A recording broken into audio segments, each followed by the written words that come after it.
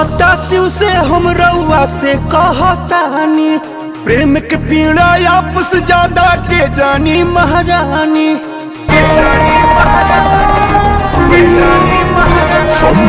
सब कहता शिव से हम रउआ से कहतानी, प्रेम के पीड़ा आपस ज्यादा के जानी महारानी। की पेन्हे मजनुआ हमारा नमवा के मौरा गौरा, हाँ हाँ पेन्हे मजनुआ हमारा नमवा के मौरा गौरा। ऐसा कभी कुछ रौरा गौरा, ऐसा कभी कुछ रौरा गौरा।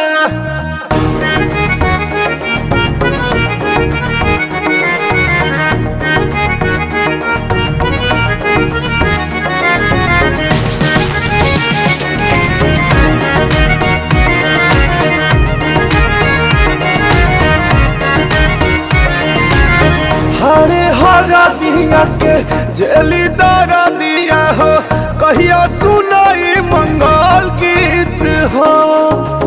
जतवा के पतवा न लागत माई, ओही से लगी गई प्रीत हो।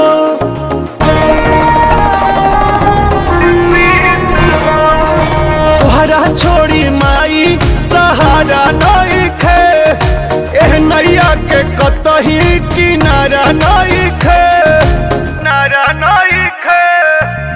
कहिया कलेवा सजल आई घरे दौरा गौरा, कहिया कलेवा सजल आई घरे दौरा गौरा।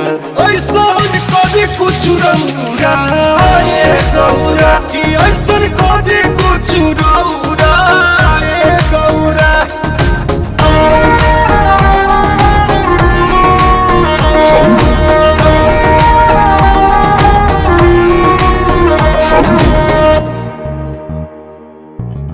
हमारो आशीष माई पियतर खीस हो, लोगवा के सुनी सुनी तानवा। तुहरे ही हाथ माई हमारो जिंदगी आबा, बचिया जाई चाहे जानवा।